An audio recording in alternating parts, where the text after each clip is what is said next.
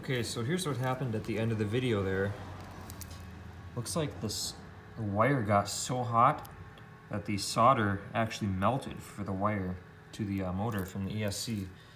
I don't know why, but for the longest time, I've had issues with these wires getting crazy hot on 3-cell power, and it's not like I'm gunning the power, holding it there, just holding it full throttle for long periods of time. I'm, usually pretty conservative on throttle. And I've even seen smoke coming from this area here. I've had to wrap these with electrical tape because this actually melted along there.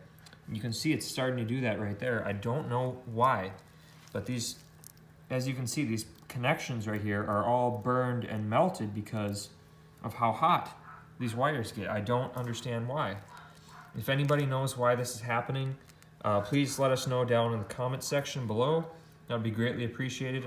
In the meantime, I'm probably just gonna resolder the wire and probably consult with my local hobby shop about this issue, because it is a fairly bad issue, to have overheating wires. It is a fire hazard, honestly.